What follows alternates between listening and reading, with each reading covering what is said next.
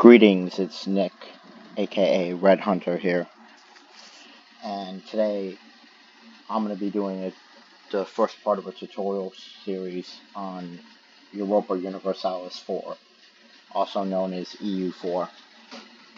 As you can see on the welcome screen, there are no, count them, 0 expansions enabled.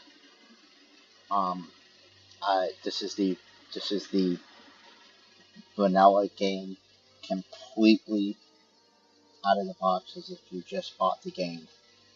And the reason I'm choosing to do this is because, well, the expansions can be expensive if you don't get them on sale, and even then. And for a new player, they're likely just to buy the base game to try it out.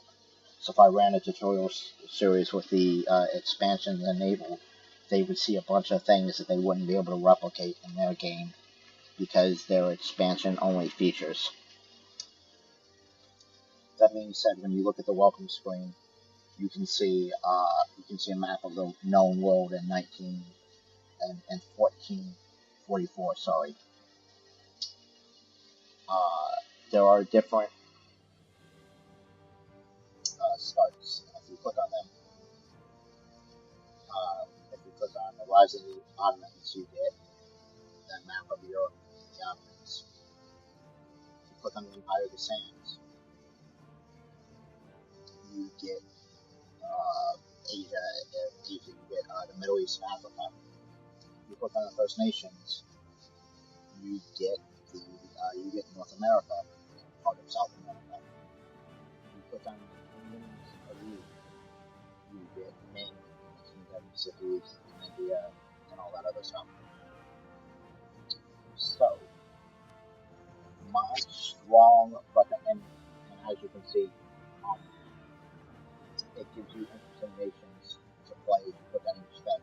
The first 4 in 1944, they are, with a few exceptions, the only way that if you play, you can gain achievements through Steam in a mode called Iron Man, which I'll show you in a moment. I strongly recommend for your first game, there's 3 nations. It tells you Portugal, they're highlighted in green. Portugal, Castile, or the Ottomans. I'll recommend it for new players.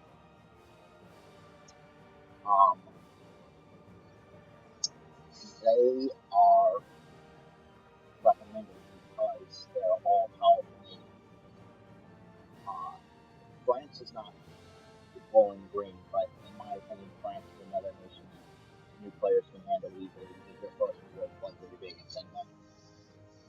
And England's pretty easy to beat. You can just crush their army on the land. And you're the defenders, you can call them allies, but we'll talk about that. England's also an interesting nation to play. It's pretty good. I wouldn't recommend Austria or Brandenburg or Sweden or Muscovy or any of these, or Poland. Poland's okay for your first games, just because they have a little different mechanics that are harder to learn. So we are going to play as probably Castile, just because you get to have all the fun things with Castile. And Castile is my favorite starting nation. So you can see Castile. You can see that they're a Western tech nation, that they're Catholic. They have a king with numbers. They have ideas. Each nation has unique ideas. The Castilian traditions give them +1 missionaries. Missionaries are used to convert religions. And morale of armies +15%. That is very powerful. And then if you unlock all the ideas, you get a further bonus of global solar increase +25, which is still a lot. Now, here are the options. The default is normal. It goes to easy, very easy, and then it tells you the bonuses. The AI is more forgiving towards players.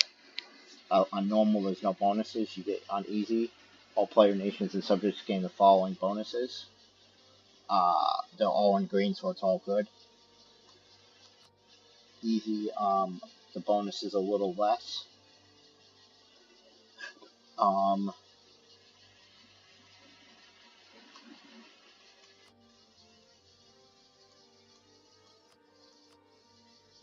But we're going to play on normal because that's how you should start, in my opinion. The mechanics of this game, it doesn't do you any favors to teach yourself to play on easy or very easy difficulty. Lucky Nations Historical give certain AI nations luck bonuses.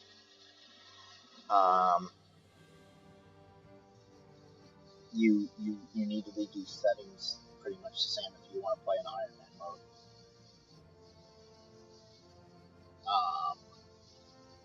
Dynamic province names just says sometimes province names can change when with a new owner.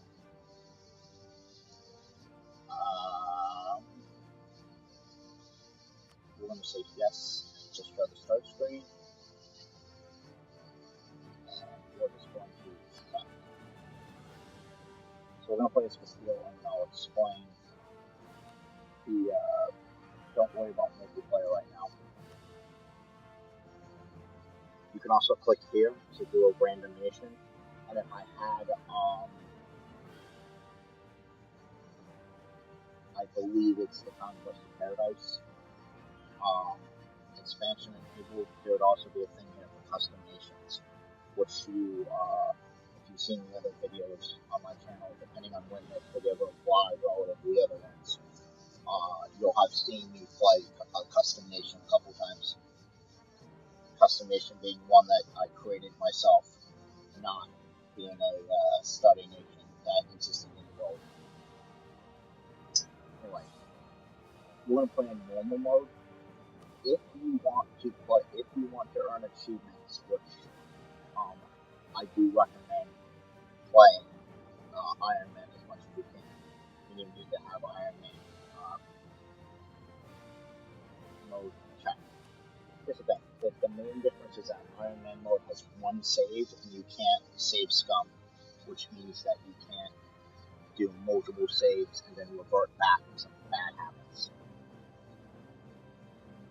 You also can't use the consoles, so you can't switch countries. In normal mode, you can do all of those things.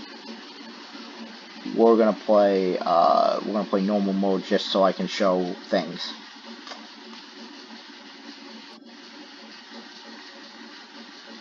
I know it's a bit of a long explanation. This series is going to be multiple parts. I'm going to try to break it down into easy to digest chunks of about 25 to 30 minutes. We'll see how well that goes.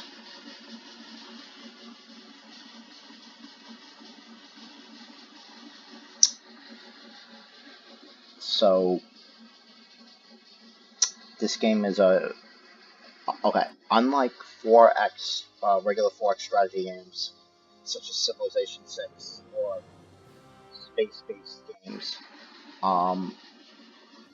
this is played at real speed. You see there's a clock here and it's continually running the days, but you can pause frequently to issue commands and things.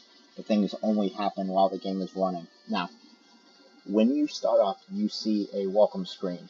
For us, it's the Kingdom of Castile, and it says the Crown of Castile. Shaped in the battle of the Reconquista, the Crown of Castile is in fact not just one kingdom, but a union of the kingdoms of Castile, Leon, Toledo, Galicia, Murcia, Leon, Corbito, Seville under the Castilian branch of the dynasty.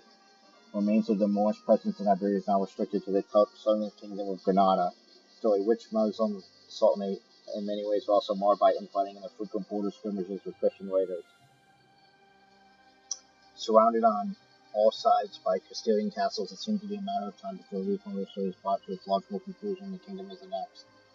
For now, however, Castile has problems of its own. Castilian nobles and the local courts of the various constituent kingdoms still hold a large degree of power, and many kings have found themselves at the mercy of the estates of their kingdoms. Factions adding entirely out of their own interests have not shied away from supporting foreign pretenders from Portugal and Aragon in the past. The kingdom can be united by a strong rule and the reconquest completed. Castile will have a fearsome military force in its hands with a long tradition of fighting for the expansion of the Christian faith. While Castile lacks the seafaring tradition of neighboring Portugal, they have just as good access to the Atlantic Ocean and new trade routes that are opening up to the west and southeast. Okay. Castile is Catholic. There are many different religions in the game, and then some of them appear later once the Reformation happens, such as Reformed, Anglican, and Protestant. Castile is Catholic. This gives the following modifiers. Tolerance of the true faith. What this means, +1. Okay, again, everything in modifiers in green are good. Modifiers in bad are red. Red are bad. What tolerance of the true faith +1 means is that you have national unrest -1 in all Catholic provinces, which is very good. Catholic countries can interact with the papacy by using the papal influence to grew over time. Easy people control the leaders and the papacy rule without changing that.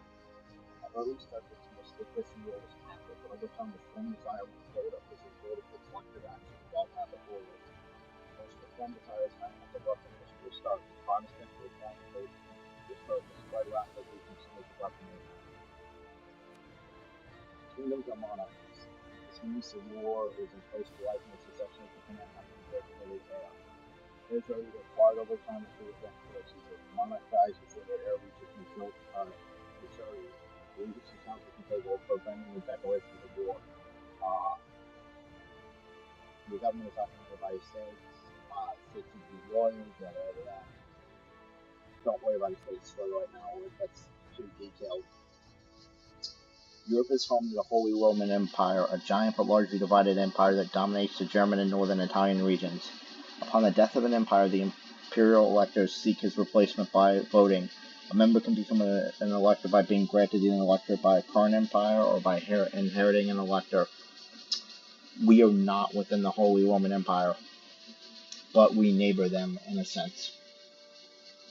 Countries within the Holy Roman Empire allowed their own diplomacy and even have their own subjects, but the emperor was obligated to defend them from outside forces and can demand they hand back unlawfully acquired territory within the empire.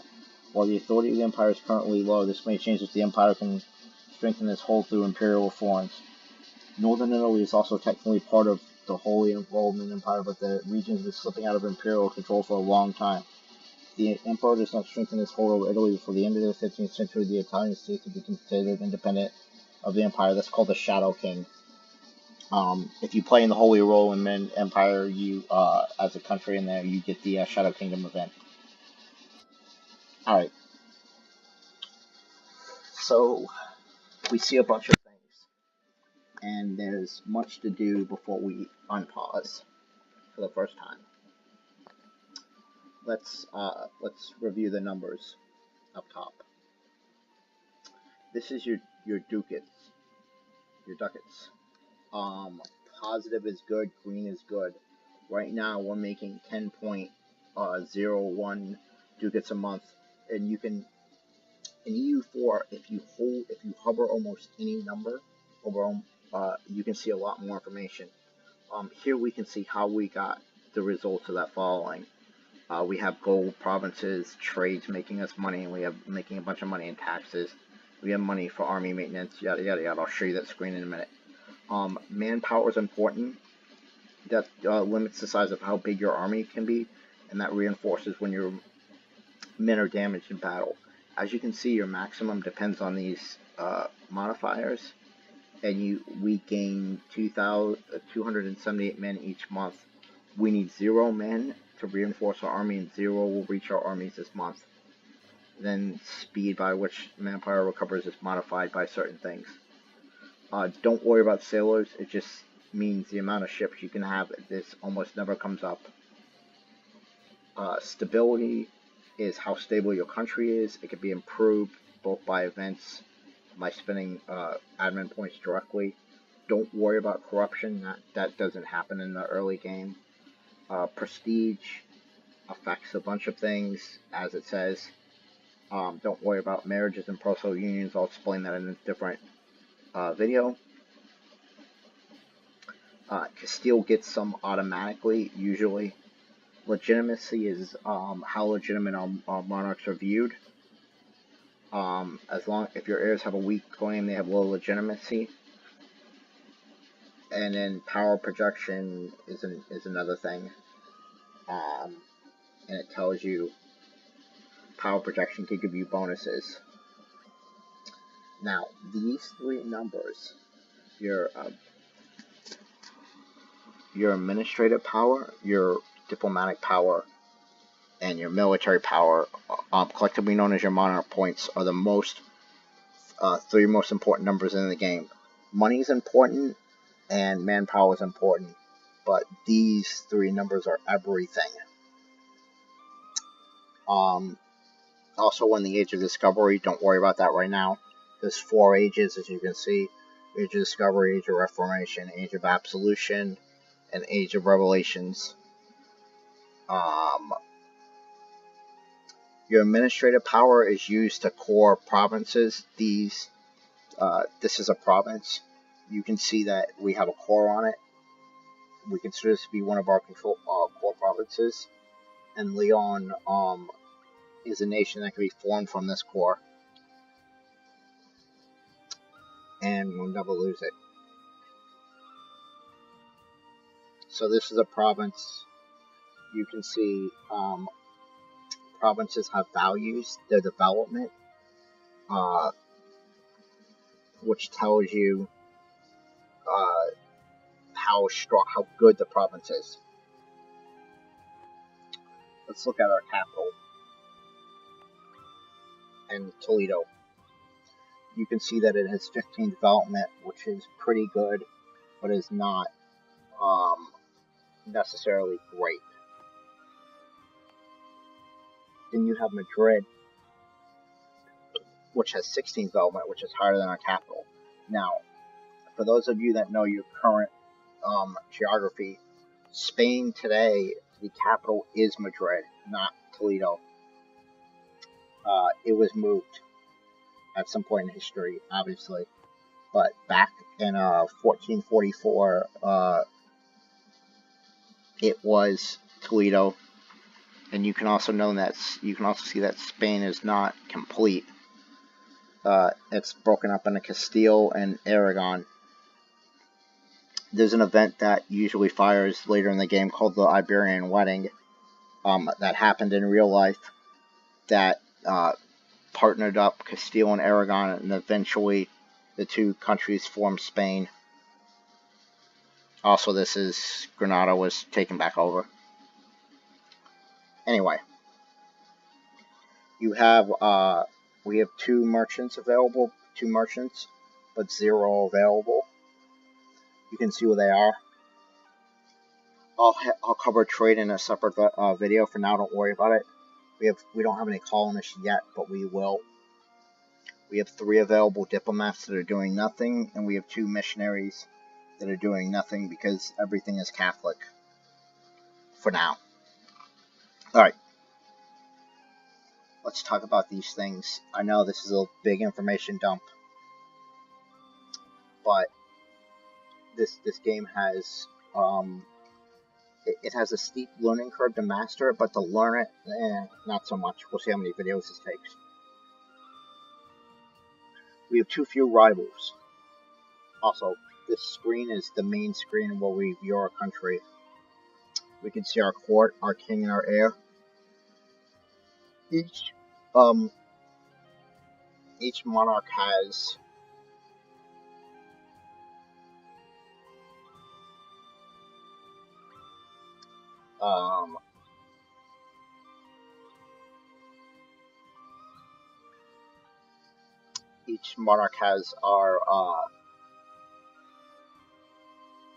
monarch points. I'm sorry.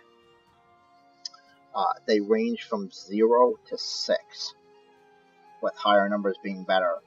So 1, 1, 2 is bad.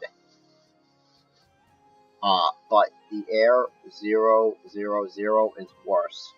We want them killed as quickly as possible so that we can get better heirs. You also see our total monarch power generation. The base is 3, and then his skill is 1. The base is 3, his skill is 1. The base is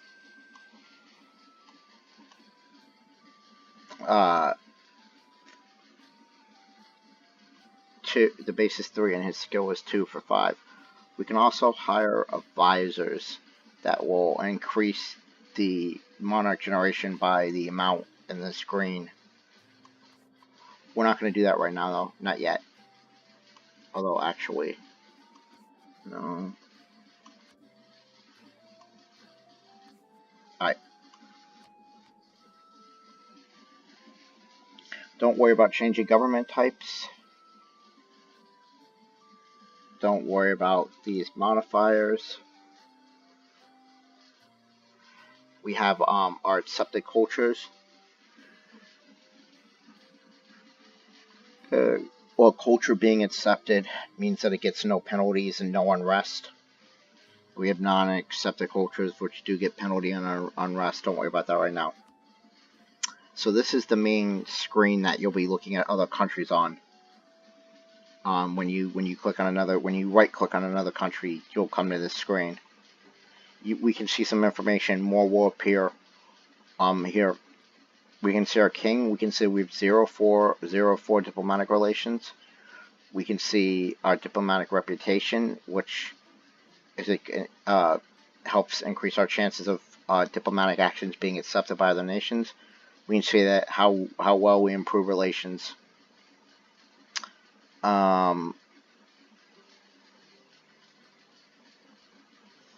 This is the culture slots. A number of active policies. We'll get to that in a minute. Don't worry about that right now. Don't worry about that right now. Don't worry about score. Nobody has any ideas unlocked. That's prestige. That's stability. And then 3, 3, 3 is the tech. Now, you can see that his claim is strong, which means that he'll have high legitimacy once he takes the throne. You can see that this button has too few rivals. Rivals are the countries that hate us and that we're going to hate and will be our natural enemies and first targets. Right now, England is a rival to us. We're going to counter-rival them. This is good news, because this means that we can probably grab an alliance with France. Especially if, let me check. Aragon and France are not rival to each other. Okay. Clicking on this button down here, what I did was I closed, and then I right clicked on a different country to get to this screen. You can see different actions you can do. You should always hit the plus button, click on them at the beginning of the game. So you don't have to open them from each nation. You only have to open them once for one nation. We'll get to this in a minute. Anyway, clicking on this button on the bottom or hitting the Z returns you to the diplomacy view for your own country. Burgundy is a rival of ours. Burgundy doesn't like us. France hates Burgundy. You can already see that France will take an alliance, which we are going to take back to our country, back to the rivals. So we're going to rival Burgundy. And we're going to rival Aragon, because they're next to us and don't like us.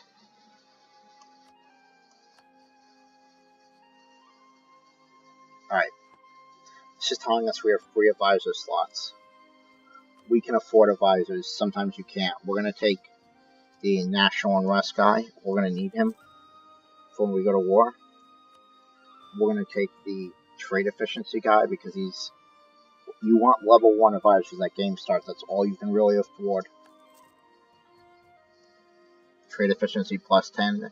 And now you can see our administrative and diplomatic power have increased from 4 to 5 a month. And we're going to take a military guy. The guy we want is morale armies.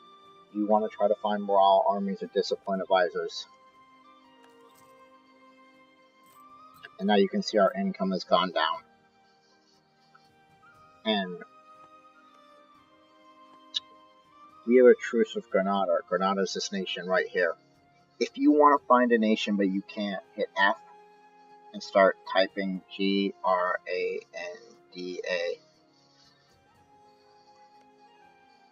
And then you can uncheck because that matches only.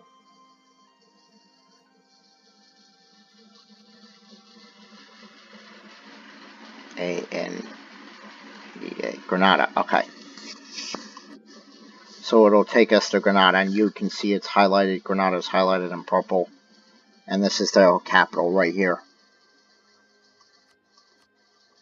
Okay. So, what about these buttons over here, you say? Well, this one, the political map mode, that colors the map, is the main one that you'll spend most of your time in. These other ones might be different for you because I've got these set up for my custom, how I like them. But you can always find all map modes in one of these 4 tabs, and you can change the map modes to your liking by clicking on them. Let's say that I wanted to get rid of the truce timer one, and I wanted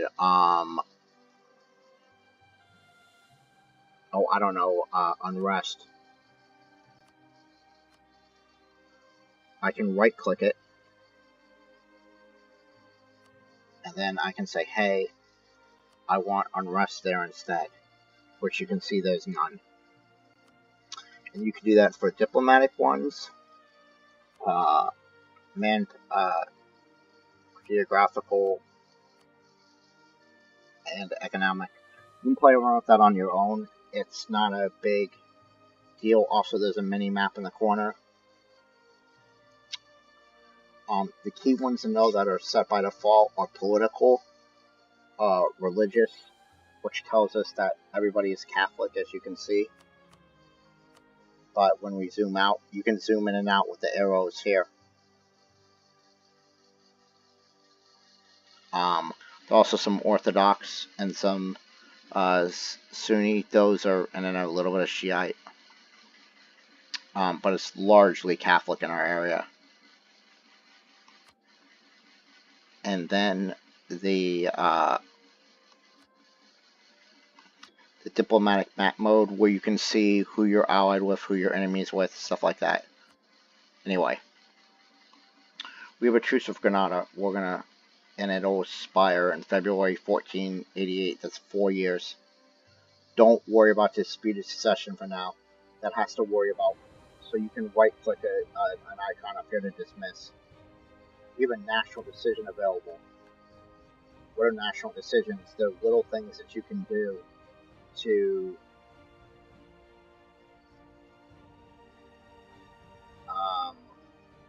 we're not going to do this right now. And you can right click this just to not see them ever again. But of course, we don't want to click those things. It'll flip it to the bottom. It's still there. I can still click this button, but I'm not going there, not yet. Anyway, zooming back in, it's time to take a look at our country. We're pretty big. We're bigger than our rivals, and there's still a few more things we need to do before we unpause. First, look at your army. This is something I suggest you always do, assuming you can afford it.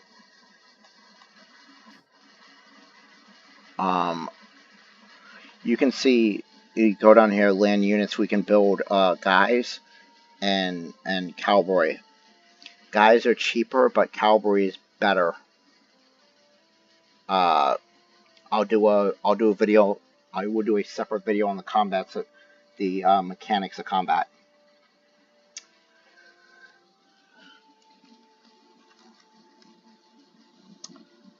You want to stay, if you can afford it, you want to stay as close to your force limit as you can. So how do we do that? What, 2431, as you can see. We have 0 units in production. We also have the manpower to build more.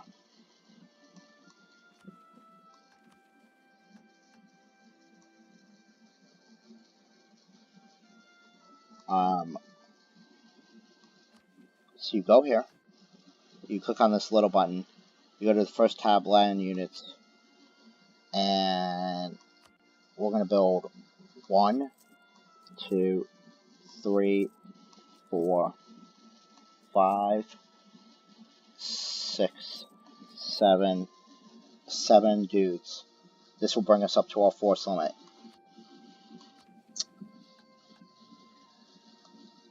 At the same time, because we're not going to war for a little while, when you're not going to war, one of the things you should do is you should always lower your army maintenance, which you can do in the economy tab. This is the diplomacy tab. The next tab over is the economy tab. You should lower your army maintenance slider to 0. As we do that, you can see that our money jumped per month from 2.83 to 6.33. That's 4 extra ducats a month. That adds up over time. And then when we need our army, we can always just put it right back up and it'll recover. Alright. Leave your fleet maintenance up because you're going to be using it. The other thing we need to do, the next tab is, this is the trade tab.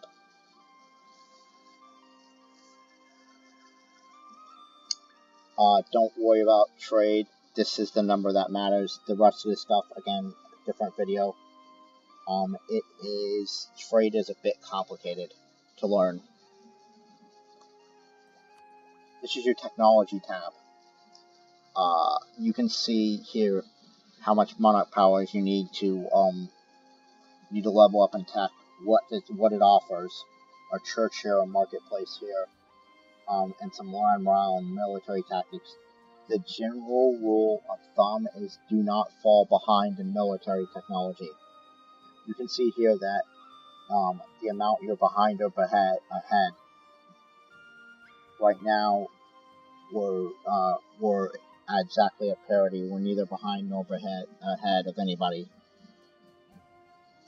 ahead of time. Don't, unless sometimes, as a general rule of thumb, don't get ahead on military on tech unless it's military tech that'll help you win a war. Otherwise, just wait because you're spending excess monarch points. This is your ideas tab. At admin tech 5, which is in 2 levels, you can unlock national ideas. These are all different idea categories. I'm not going to go into them right now. You can, again, I'll do videos on the main ones.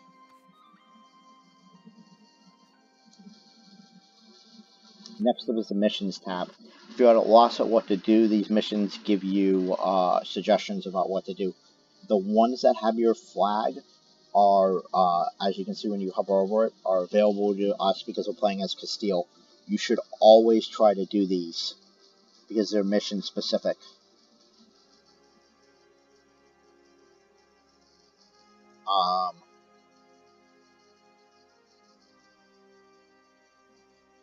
One of the one that I just did by recruiting all those men as I built to the force limit, which you'll see pop up. This is the decisions and policies tab. We saw this a minute ago. Policies can be, you can get policies by combining idea groups together. So idea group A and idea group B give you one policy. idea group B, idea group C give you a different policy. A and C will give you a third policy, and so on and so on and so on. Don't worry about that right now. Oh, sometimes policies can be so powerful that they're the reason you take the idea groups in combination with the others just to unlock that policy. We'll get more into that later.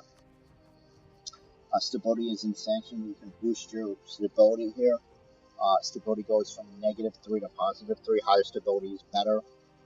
War exhaustion applies at war. Don't worry about the disasters. Don't worry about it overextension.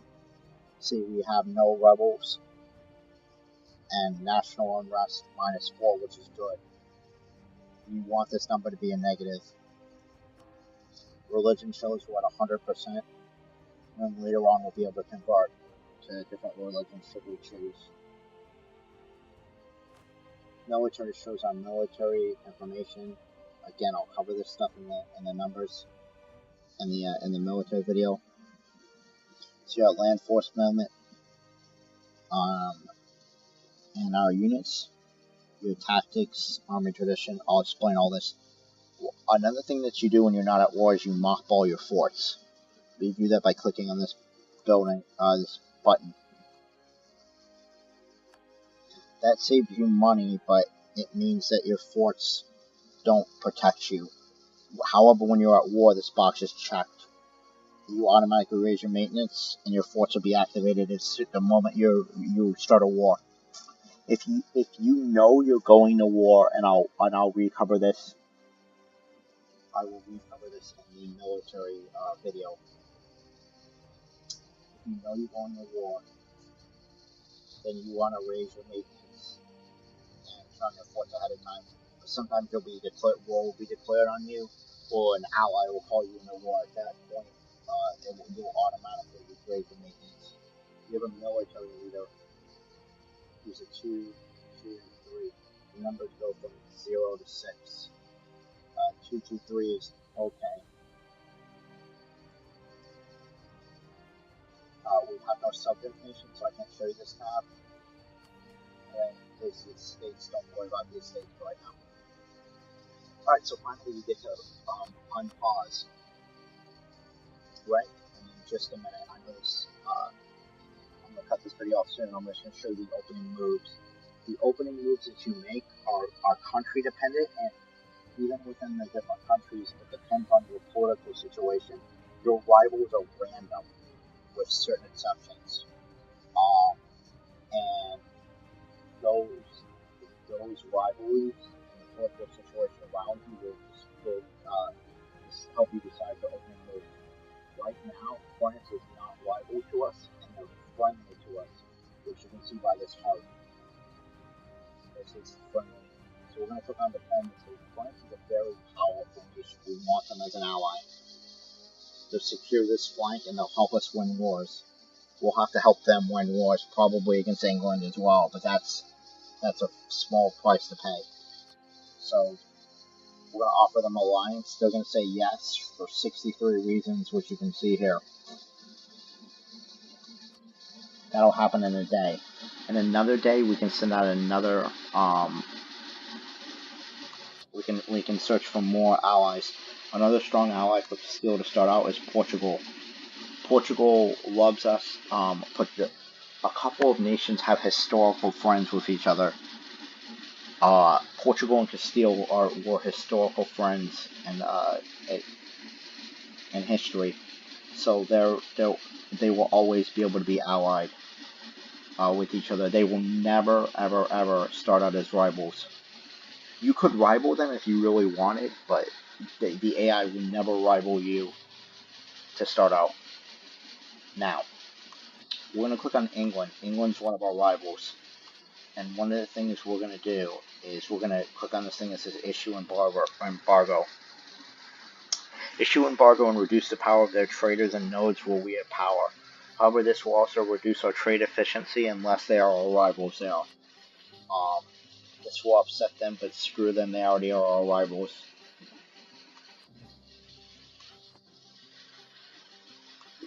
We're going to do the same with Aragon because they're also our rivals. And now we're gonna wait. You may see France entered.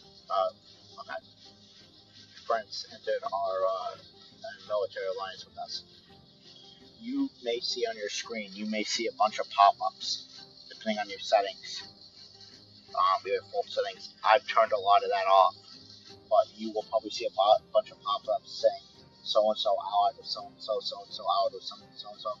You can just click through those, read them if you want. You can always find that information out on the screen. For example, you can look at France's screen and you can see that they're allied with Provence, which is over here. Castile, that's ours. They're guaranteeing the independence of Scotland. Scotland's over here by England. Guaranteeing their independence just means that if Scotland is attacked, France will come to their aid. Let's think of it as like a defensive alliance. Okay. We have a free diplomat, as you can see here. So we're gonna ally Portugal.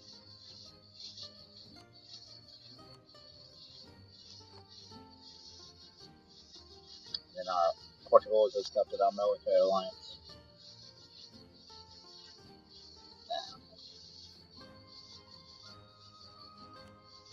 Let's look around and see who else. Go back to our diplomacy screen, look at our. Let's sort by the opinion.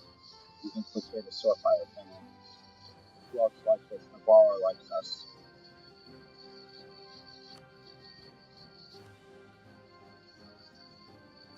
We're going to offer Navarro a thing, and you're thinking maybe Navarro is just one province thing.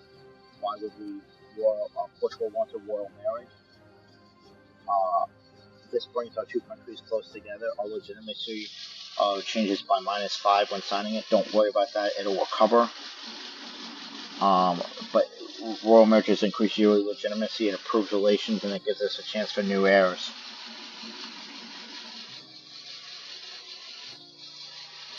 So we're going to say yes.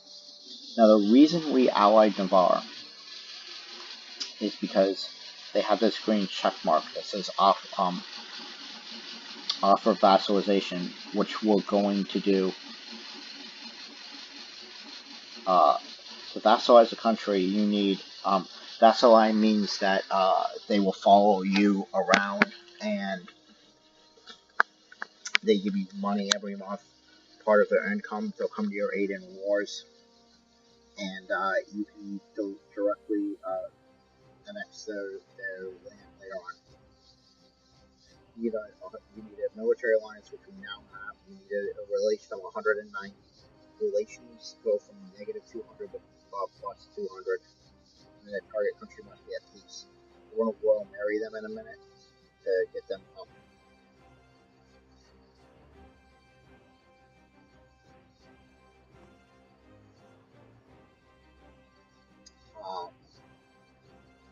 But that'll have to be next video. Actually, let's see who's Burgundy Gate.